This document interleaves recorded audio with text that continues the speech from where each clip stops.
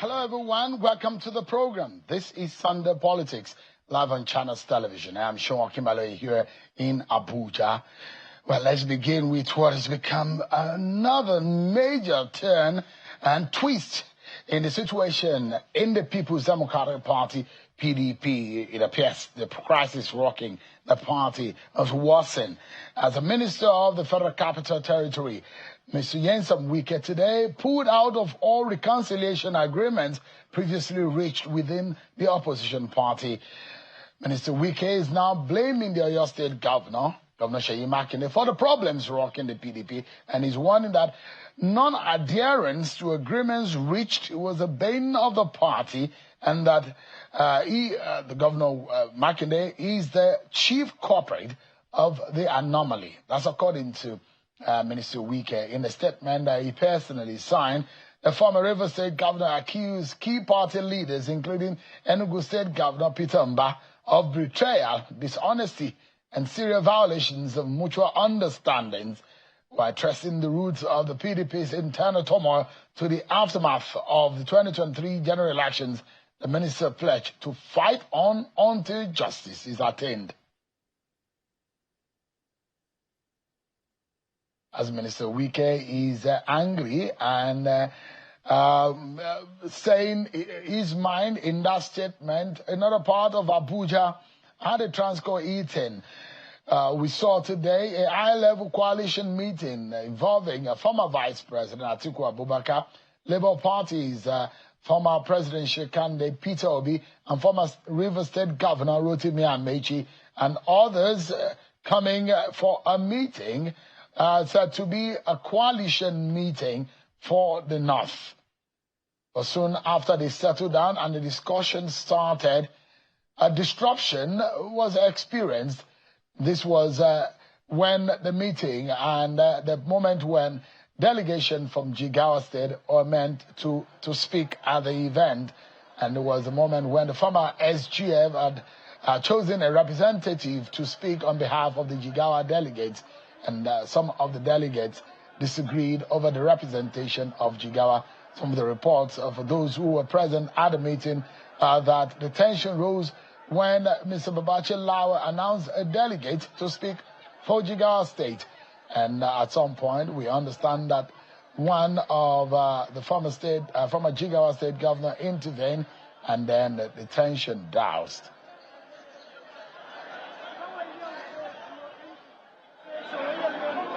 All right, then. Tonight, our attention is going to be on developmental issues. As much as we'll talk about politics a little bit on the program today with my guest, but I'm very interested in a dynamics that is playing out in Nigeria. Whether Nigeria is going to be used as a guinea pig or Nigeria is going to benefit from what is now becoming allowing Nigeria to play in the global politics after Donald Trump is now issuing tariff sanctions on several countries of the world. Let's talk about the quiet global revolution. Now, literally, China has become the absolute powerhouse in the electric vehicle and lithium-ion battery industry. In 2024 alone, over 12 million electric cars rolled off Chinese assembly lines, claiming more than 70% of the global electric vehicle market. When it comes to lithium-ion batteries, the real heart of electric vehicles is China. And they don't just play the game, they built the stadium of the play. 71% of the world's supply came from China in 2023, and they are on track to hit a 2,000 GWh production capacity by 2030. And that's not just dominance. It is a full-blown monopoly, well, as much as the numbers have said.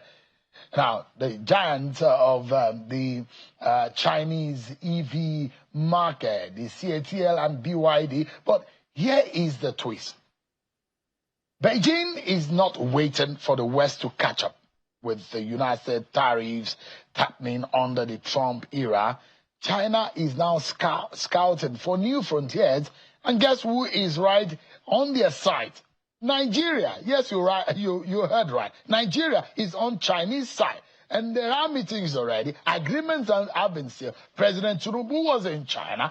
Chinese ambassador has come to Nigeria. And China is not just showing interest. They are sending envoys. Just recently, the meeting between Chinese ambassador Yu Tuhan, meeting with the Minister of Solid Minerals, Dele Alake, laying out plans to bring electric vehicle factories and manufacturing hubs right here in Nigeria. Why? Why are they coming to Nigeria? Because Nigeria is not just oil rich. Nigeria is lithium rich. And lithium is now the new oil. Take it or leave it. Our country is sitting on a gold mine of critical minerals. And Beijing knows it. China is aware. And they want to exploit it. But here is the kicker.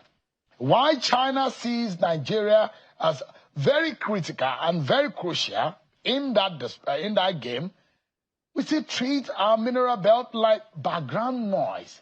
And this is a moment for both the federal government and state governors to wake up with strategic policy shift, infrastructure support, and investor-friendly regulations. Nigeria could become Africa's electric vehicle manufacturing capital.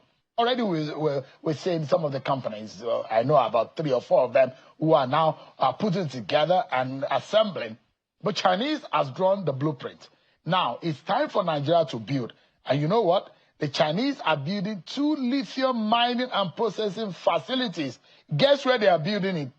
Just a few kilometers away from Abuja, Nasarawa State. You heard it. And few months ago, you remember I had a conversation with Governor Abdullahi Sule about the lithium production in Nasarawa State. Where? This is the moment, and this is the opportunity for Nigeria. Earlier today, the federal government is reeling out figures, and Nigeria is making about 38 billion or so in mining sector alone, up from about 10 billion 2 years ago.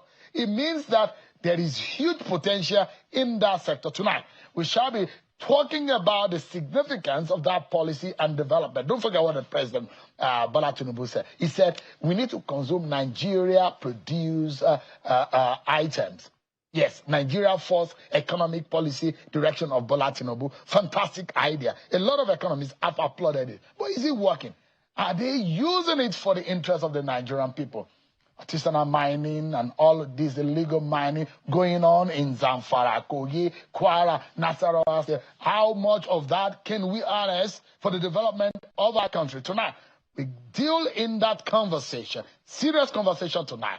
Nigeria could be well off and could be standing in a very pivotal position in global economy and politics. Tonight, I'm being joined by the governor of Nasarawa State, Abdullahi Sule. Is live for us in Nafia. Thank you so much indeed, Governor Sule, for joining us tonight on the program. Thank you so much, Sherwin. You have done a lot of research on this. And believe me, I don't even know whether there is anything else I need to say because you have said everything. And you have said what exactly we need to do, where to go. We cannot afford to make the mistake we made in the oil and gas sector. And you have digested it right. I was just sitting here smiling and excited that you actually hit the nail at the head. Well, it's interesting. It's an area that I'm very much interested in because I do know that if we get our acts together as a people, we might be a giant in the world, not only in Africa, in some of this production. You go to South Africa and you see the enormous vehicle production and the numbers of vehicles. South Africa is producing. South Africa, where was South Africa about 30 years ago? Where was the UAE a few years ago? These are countries that were way behind and now very much ahead in areas that one cannot comprehend why we were behind them. But let's get to it, Governor Abdullahi Sule. I remember vividly that on this issue of lithium, we had a conversation. You had your ideas, but now the Chinese are saying that they are building 2 lithium manufacturing hubs in Nasarawa State. Tell us more about this. Thank you very much. I like to look at negative parts of issues before I come back to the positive. With all the good things you said, and exactly you may be right. I just read a report, actually, by the Organization for the Economic Cooperation and Development. Who are the members of this? Austria, Belgium, Canada, France, UK, US, and all these big companies. You know, big countries, the advanced countries. So they came up actually during the 21st Century Technologies Summit, they came up with promises and perils of the future. And this is what they said. They categorized the world into three different places, actually, categorized different countries into three different worlds. World number one is actually all the advanced nations that you can think of: Europe, America, Canada, Japan, and all the rest of them. World number two are the same countries you have just mentioned, for instance. The countries that have direction, they are focused, they have sustainable development, and they are developing rapidly. They categorize that. The third category, which is the one that I'm interested in, is the one that they say they are the third world that have severe threats with no clear vision or verifiable future. And guess what? They categorize Nigeria into this with Bangladesh and all those kind of things. This is what they did. This is their latest report. And I just read the report. And I usually like to read this kind of reports. I don't get upset. I want to read it and understand what do they mean by that. At the same time, they are writing that it's exactly what you have just said earlier on. You have mentioned that China is actually now in a clean energy revolution. And this is what is happening. And China is getting ready to invest multi-billion-dollar in Africa. And in Africa, they decided to focus on Nigeria. With all the things that are being said, they are focusing on Nigeria. Why are they focusing on Nigeria? They are looking at Nigeria as the undisputed leader when it comes to West African market, for instance. With a population of over 220 million, and population of the entire West Africa was 400 million, with our GDP now going close to 480 billion, they are now looking at Nigeria as the right partner. Because the reason why China is the leader, producing 71% ahead of any other continent, you can see clearly that population matters. And where are these vehicles going? A lot of them here and the Middle East. Nigeria has very insignificant number. Less than 1% of our vehicles are actually electric cars. So now they are looking at Nigeria with this population, with this GDP, with several other programs. And thanks to President Bola Ahmed Tinubu that now we have actually a lithium policy, clean energy policy that we have in Nigeria. We have the tax breaks. We have the national electric vehicles policy in place. And they had several meetings that he had that you mentioned, and this is where to go. So this is where I want to take it from. Now, you mentioned what happened in Nasarawa recently when we commissioned 2 of the companies, and now the third one is coming. And the third one is the biggest so far. And they are all owned by the Chinese. All the 3 companies are owned by the Chinese. And the biggest of them is now linked to CanMax. I heard you mentioning CATL, who is the leader, and the other companies. CanMax is one of the top 4 biggest worldwide. So CanMax is also a part owner of this third company that is being built in Nasarawa State. And what are these companies doing? Apart from the mining, they are actually processing to concentrate. But processing to concentrate is just one step. The second step is actually producing the batteries. After you produce the batteries, the next stage is now assembly of the vehicles. Why is lithium wanted very badly? Lithium actually is an alkali metal with an atomic number 3. And it is very light, and it has very low density. So that's why they love it. And it goes very well, for that. And you mentioned, where is lithium found in Nigeria? So far, huge quantity is found in Nasarawa State, but there is also some quantity in Kogi and Ekiti. These have been traced and confirmed by the Chinese company. When I visited China last time and visited CATL and some of these big companies, these are the 3 states they mentioned. They focus on Nasarawa State first because lithium also comes in different quality. You can find lithium, the sign itself can come with different aspects. So this is what is happening. Now, I love the introduction you made. With the vigor we are going, with the energy that Dele Alaki is going, with the vision of the president that is going, we cannot afford to make a mistake. This is the time to take advantage of it and play that role and be the leader in Africa, definitely in West Africa. So, and let us take politics out of it. Investors are going to take their company to where they are going to make the most margins. So they like to take it to where there is profitability, to where the market is. Like you mentioned, Nasarawa is next door. So Nasarawa is next to Abuja. One of the biggest buyers of these electric vehicles will be the government. And so where else can you have it better than maybe in Nasarawa State? I'm telling you, I'm taking politics out of it. It's purely business.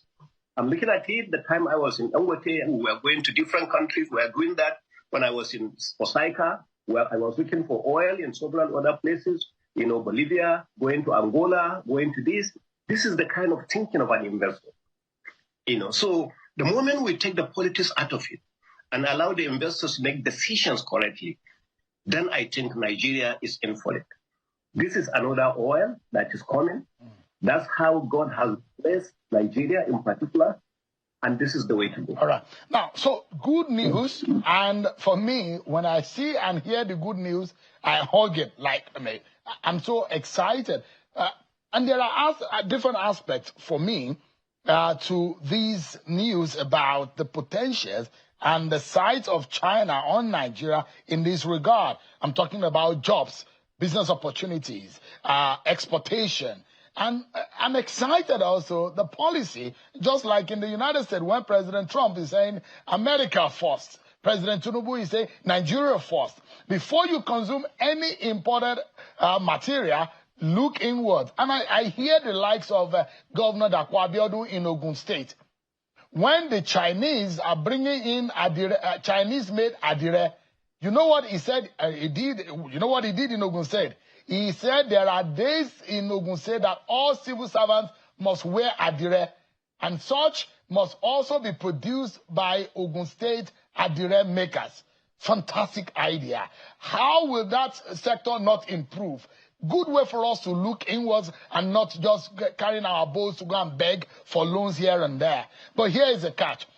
Nasarawa State has the largest deposit of lithium, and not only for electric vehicles, also for solar panels. And we understand that how many billions now that the Aso Rock Villa wants to spend on solar-enabled electricity. It means that if you look inwards, we can power ourselves in this country with the potentials of lithium. Now, I understand in your state, there is an initial 4,000 metric tons of lithium per day production factory.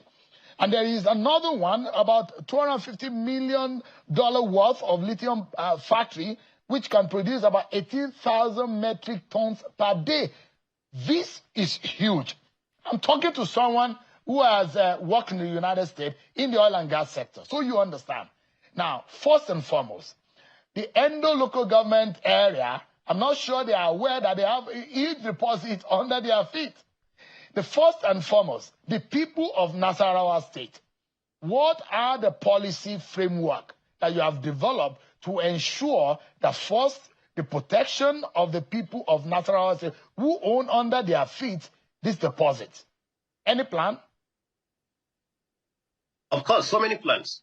I think the first plan is when we came in as a government, lithium, just like any other solid minerals, are under the federal government.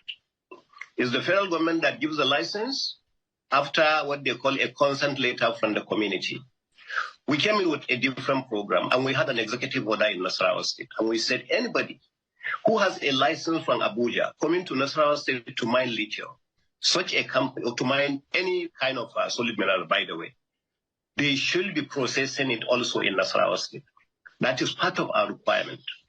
This is outside the community, this is outside that. That is number one. Number two, we also went as a state, and got a license so that we can also be one of the, investors in this particular area. So I tell you how the people benefit. Number one, anybody that is building a processing company, we categorize the kinds of jobs that must go to the community. We categorize what we call the corporate social responsibility in building schools, in repairing roads, in building clinics, in solar power that they have to provide, not only to themselves, but to the community. And they are talking with people who understand the value of the projects that they are making, because all this thing they are doing is peanuts. How much are they going to spend? 20 million, 30 million, 50 million. And they are building factories, like you mentioned now, $250 million. So these are the requirements that we listed. And we introduce scholarships and also things like that. This is the way it is going. For instance, in the semi-Endo village you have just mentioned, they are taking material from that site before they finish constructing this biggest factory. They are taking it to their processing site, which is in Ogun State. We say, fine, Ogun State is also Nigeria. However, you have to employ citizens of that particular for Nasarawa State, for instance, and take them there for training before you finish your factory, 50 of them. That is what we did. Now, the money that they are given, we went into also MOU, similar to what we call these forced marriages in the oil and gas sector. Thank God I have the knowledge of the oil and gas sector and the JV arrangement. So we say we are doing a JV. Because when we have a license and there is this, we say, all right, we want what you call a signature bonus. For instance, the first signature bonus we received, which was $1.5 million, at the time, dollar was 1,600. We say, okay, we are going to take 33% of this amount is going to go directly for the benefit of the community. The remaining 66% of the money is going to go into benefit of all parts of Nasarawa State. So that's the way we separated the money. And we asked the community, we are not going to give you cash. Give us projects. Is it school? Is it clinic? Is it hospital? Is it road? Is it whatever it is you need? You are going to spend this $800 million out of that. So these are the kinds of arrangements we are having for the benefit of the community. But the biggest of them all, believe me, is the knowledge transfer. Because we want this, and that's why we keep building these vocational and technical schools so that our people in Nasarawa State, especially the youth, can acquire the knowledge, either in fitting, in machining, in welding, in fabrication, so they can work in these kinds of places. And then they now have the knowledge. So one day, who knows, when maybe some of us are no longer even here, then the people will now begin to build their own factories and be able to operate them and produce their own their own batteries. And that way they will be able to sell and then create wealth, in those kind of places. So this is the vision. This is the plan. All right. Let me jump in quickly. One of my major worry is how much of, and you said that it's important for you to look inwards. How much of jobs have you envisaged that these factories can immediately give to the people of Nasarawa State? Okay. It's just like what you see, these factories, unlike agro-allied factories, they are not huge employers of labor. They are, because anybody that is a factory of this size that is employing maybe somewhere around 1,000 people, I don't consider it a huge employer of labor. They have people at the mines during the mining side, and they have people in the factory. The factories are mostly automated. The factories, you can find a huge factory, which I saw in China, a huge factory that you can usually in Nigeria, a huge factory at the size of maybe Obajana.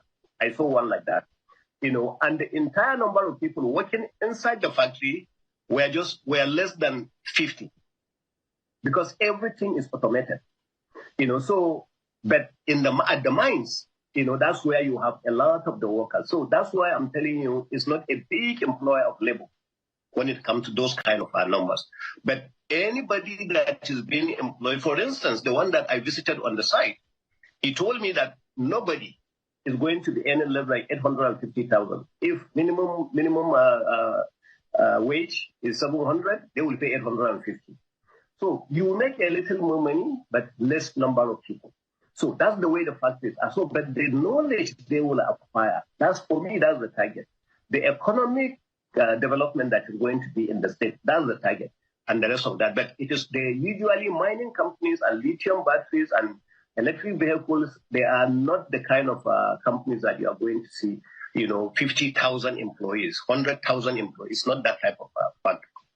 So again, direct impact on the local economy, the mathematics of it, of direct labor, indirect labor, how this will also bring some money into the pockets of the people in that area, and also in terms of direct impact on the economy of Nasarawa State. What are you projecting in the very first 5 years, in the next 10 years? One will imagine with this kind of $250 million worth of investment, and that's not the only thing. We understand that the likes of Dangote and several other companies are looking into investing in Nasarawa State. So Nasarawa State should be standing shoulder to shoulder within the next few years with the Lagos, Ogun, and Rivers and the likes, who are highly industrialized. In terms of direct economy, what are you looking at? What are the numbers? Yeah, well, take it easy. I'm not looking at Lagos. I'm not looking at Ogun Your State. senior brothers. I'm a realist. I like to take it one step at a time. I have no doubt. When we came into Nasarawa State for the whole year, you will be shocked that was only generating about 7 billion naira as IGR. Now we are somewhere around 30. By the time all these companies are fully in operation, I will be thinking that Nasarawa State should be generating somewhere around 5 billion every month. So if you translate that, that will be about 60. So you can't compare it with Lagos. So when you say Lagos, Ogun, I think I'm not there yet. I just visited Ogun because I visited the other company. One of the advantages Ogun has, my dear friend Dapu, came up with this fantastic idea. He used the West African gas pipeline to be generating 10 megawatts of power in the area. And that's why all these small companies, they are getting constant power supply, and that's why they are. So that's why Nasarawa State also entered into an agreement with the NMPC for the gas project, so that we can also generate something that will attract some of those companies. This cannot happen in the next 2 years. It will not even happen in the next 5 years. It is going to take a while. My dream actually is that it's sustained, that whoever, comes in this administration comes with the same dream of trying to continue with it, because it takes a while. Now, you mentioned about the Dangote sugar refinery, which you have mentioned. That is a big employer of labor. That is the kind of labor we are talking about. That is one company that has the capacity to employ over 100,000 workers. Because from the period you do the harvesting, in fact, from the period you do the planting, the irrigation, to the period you are going to do your harvesting and crushing, and then production of sugar, that's the time that you are seeing huge number of employees. 68,000, you can easily have direct labor 100,000, indirect maybe 200,000. So that's the one that you are talking about, big numbers. But then there will be no much revenue coming into Nasarawa State in that. So there are two different options, but you have to blend them so that you are getting this one, you are getting the other one. You are getting here one employment opportunity, the other one revenue opportunity. And those are the kinds of things that are happening actually. Are you making a policy that in the immediate, all the vehicles that government officials or the government of Nasarawa State will be using are going to be EVs? Have you made that kind of policy? I guess you should have directly made that agreement with the Chinese company to say the very first set of vehicles you are producing, we, the government of Nasarawa State, need to use it. And so, because it's still 0.01% of the vehicles used in Nigeria are EVs. Yes, well, you are right. What happened is that during my trip to China, like right now, the vehicles that are coming that will be used by the local government chairman and that are going to be hybrid. I didn't want to say just electric, in the sense that in case we have a little bit of problem, so they can now have alternative, to use also gasoline. So we call them hybrid. So they are going to be using both. But we have brought in other smaller vehicles. When you come for our commissioning, when President Asuwaji Bola Tinubu is coming for commissioning of our various projects, we built a new secretariat, and then we constructed a road linking the major town to the secretariat. Now, most of the small vehicles, actually, they are tricycles, a lot of them. They are all electric. And we have already constructed the charging site so that those are the vehicles that are going to be allowed going into the factory. And for me also, when I came, I also had a vehicle electric, and I enjoy it. So electric vehicles are actually wonderful. They are silent, they are clean energy, they are wonderful. What you are saying. And to show example, I bought one for myself, not the government buying for me now. I bought one for myself. But then we are asking the government now to buy for all the chairmen of the local government. Next time, the commissioners, all of them will buy, and then eventually we'll translate. But so far, we are looking at hybrid. I don't want to look at exactly electric so that they are not able to charge them. They have one problem, they didn't have the right mechanic, and then they are abandoned. So that's the reason why we're looking at the hybrid right now. But eventually, they are going to be pure electric, and they are going to be a little bit cheaper. We have the policy of going in that direction. I'm imagining that maybe the government of Nigeria, and some of these vehicles, interestingly, are cheaper than the gasoline or the fossil fuel enabled vehicles. And I know some very young Nigerians, which I'm going to mention their name for strategic reason tonight, that Nigeria, we have gotten to the point that we need to start looking inwards. We need to start seeing ourselves as capable of driving our own economy. I'll start with Jet Motors. It's one of the companies owned by a very young man, Chidi Ajere, one of the owners of GIG Motors. They are the ones driving Jet Motors. They are producing EV electric vehicle. That is not the only one. There's another one, Nord Motors. These are also producing EV. These are young Nigerians. Some of them are less than 40. Another one is Nigeria Electric Vehicle, Nev Motors, by Moshokwe Olaoshebikon. They've rolled out electric taxis in Abuja here, hundreds of them. This is another young Nigeria. There's another one, Sagles, right there. They have the assembly plant in Lagos. I'm mentioning 3 or 4 companies in Nigeria produce or coupling electric vehicles. And I'm imagining that what else do we need to do? Because the Buy Nigeria products policy of President Bola Tinubu, I'm not sure that has started working. Is it working, Governor Sule, yet? Well, you see, I heard you battling with the words, whether they are assembling, whether they are making, whether they are coupling. I heard you use all the 3 words, so I know that you are battling with the right one to use, but all these ones you have mentioned, they are fantastic, but they are right now assembling. You see, we want to go beyond assembly because we have the raw material. The major raw material is lithium. So now what these companies are doing, which I'm not undermining, these companies are actually importing all those, it's actually called SKG. They are importing everything and assembling here, which is good. It's a step forward. When we say that we are going to start processing to concentrate, that's a step forward. But you see the 2 major steps in between, we have not yet done there. The first one is to get from there to the battery. To get from the concentrate to the battery, that's a major operation. That's where a huge investment is needed. Okay? Then the next one is where you now set the base of the battery, and then now you start assembling the vehicle on top of it. Because the battery is the base of the vehicle. And then you start coupling, the other part of it. So these 2 areas are the ones that are missing. And I heard you earlier on saying that, let me give credit to Naseni. During the period of Professor Sani Haruna, when he was the executive vice chairman of Naseni, they actually set up, a site where they were going to be taking this and be producing, panels.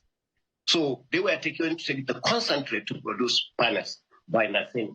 So I'm sure they are still working on that because it has not taken off. So those are the kinds of efforts that need to be made. But these young people that you have mentioned, they are fantastic. We congratulate them for what they are doing, but we are not there yet. So when you say, is the policy working? One of the policies that is working when you mention the vehicles are cheaper. When you import them right now, we pay 0 duty on them. So they are cheaper. First, they are cheaper in China. 2, you don't pay any duty here. So both ways you are in. As a matter of fact, ours are a little more expensive because they are hybrid. If they are pure electric, they are going to be just like 75% of the cost we are paying right now. So electric vehicles are cheaper, and China wants to drop the entire prices of electric vehicles because China believes in mass production. Okay? And they are improving on the quality, and now they are doing mass production. So by the time all these are coming through, now it takes you back to the biggest challenge Nigeria will have. When they say we are getting ready to get away with fossil oil, now our oil production will suffer. This is the direction. Yeah, it's interesting. There is, in fact, a craze now for Tesla products in Lagos. I see Tesla products also on the street of Abuja. But there are several cyber trucks that you see on the street of Lagos these days. And I do know that Chinese electric vehicles are way cheaper than the American-produced electric vehicles. You mentioned Naseni. I also know that Naseni is in partnership with the Nigerian company Nigos, who are also producing solar-enabled air condition that will be powered by the sun. I mean, interesting things are happening.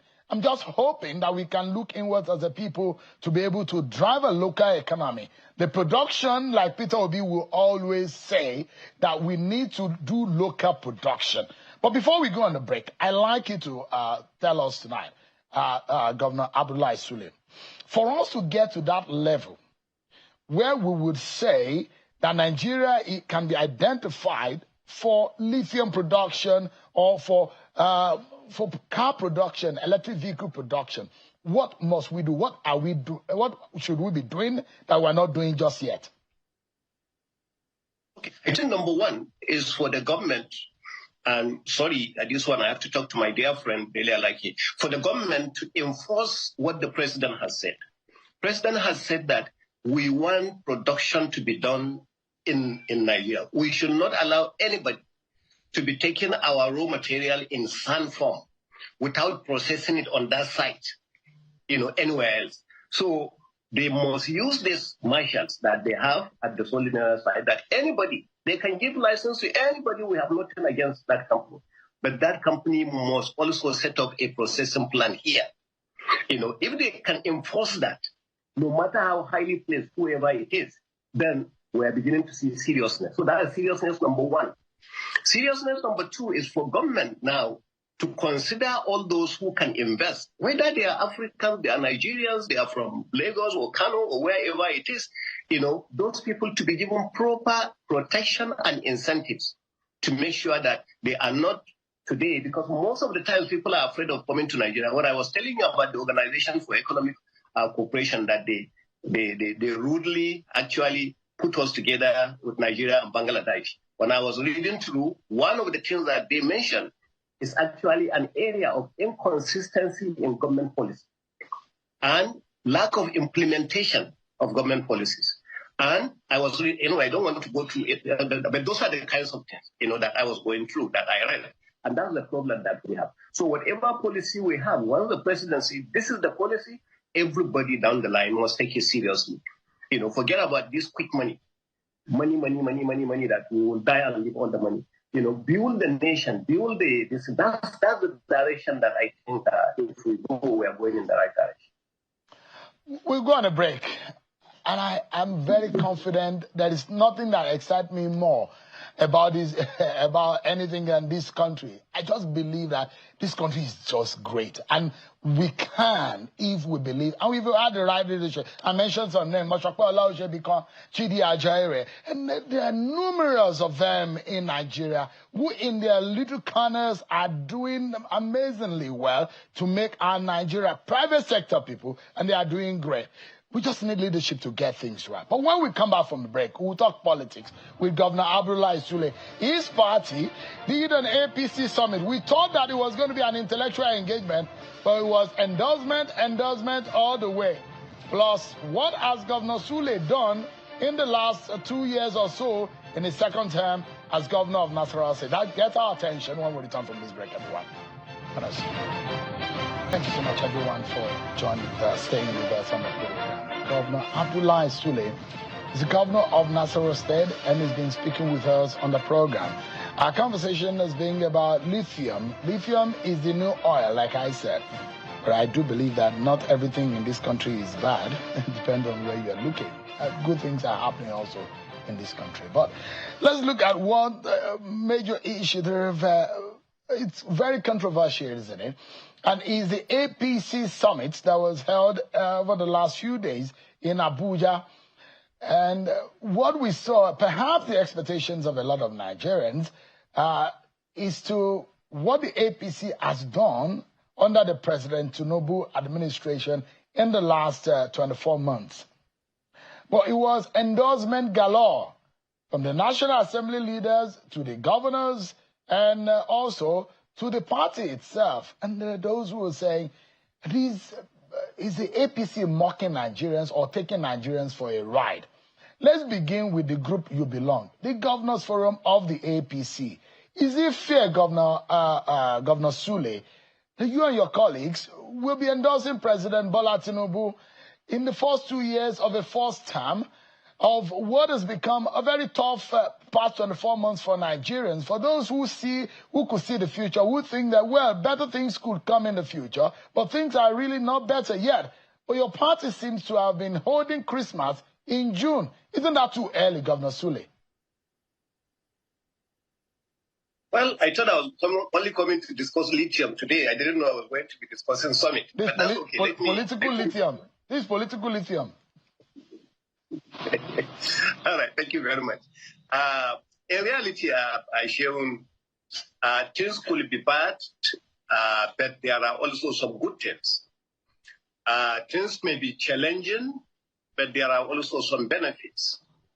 Some of the policies and some of the reforms are tough, but there are also some easy ways out. Now, when you started with the governors, you started with the right group that must show appreciation to the president. We have always mentioned it here about the great improvement in the revenue that the governors have, and they are doing a lot of work with these revenues. Seems to be some glitches there. But let's remind you of what happened. This is the moment when President Bola Tinubu was endorsed by the governors of the APC. There are 3 different layers of endorsement that we saw.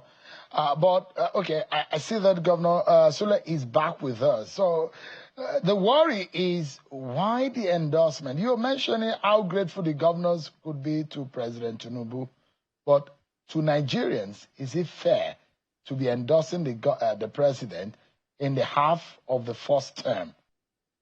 There is any issue about playing with the intelligence of the Nigerian people. It is a conviction of the governors. It's a belief of the governors. And with due respect, it's not the first time that this has happened. At one point, PDP had 31 governors in this country, and this is not long ago. Okay, and they didn't play on the intelligence. In 2014, the governors came and actually, governors of PDP, endorsed President Jonathan. And the world has not come to an end. And nobody blamed them and said that they were making a mockery of the people. I think it is all part of the belief of the governors of the ruling party to say that the president has done a lot, has done much. Because right now, when you are hearing one party system, we have roughly 23 governors out of the 36 that are actually in the ruling party. There used to be 31 governors out of the 36 that were in PDP. You know, so I think we forget some of this history very, very easily. And if it is endorsement, we have had in 2014, as I mentioned, you know, when the governors came together and endorsed, more governors for that matter at the time, came together and endorsed the president. Because that's an endorsement, that's a belief in your party, that's a belief in your policy, that's a belief in what your leader of your party is doing. Yeah, Governor Sule, it's not the best of times for Nigerians. And I'm saying, morally speaking, I think it's better for leaders to be more sensitive to the yearnings and the feelings of the Nigerian people.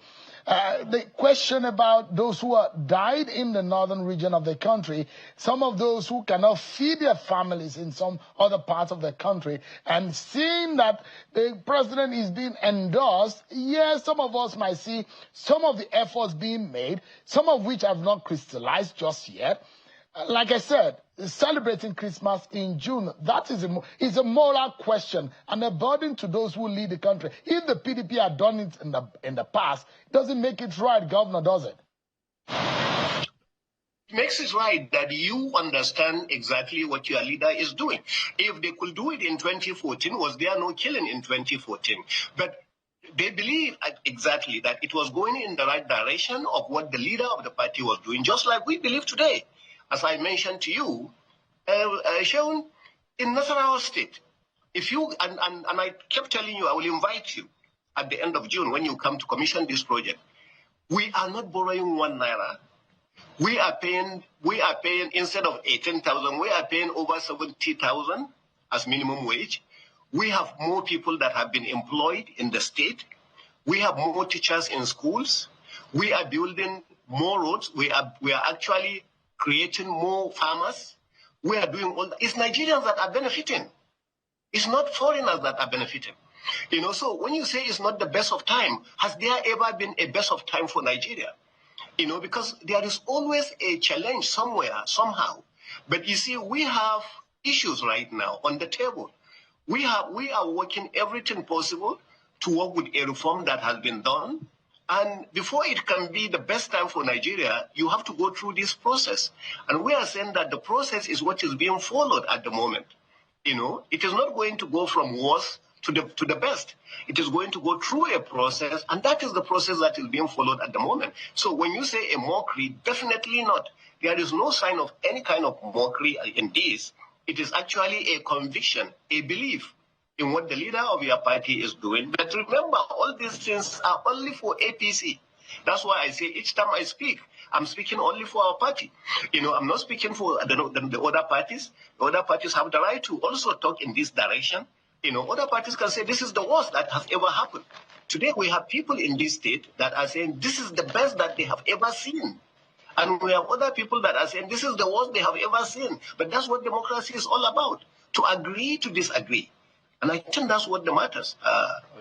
At the end of the day, either APC, PDP, ABGA, or any of the numerous political parties, we are all Nigerians.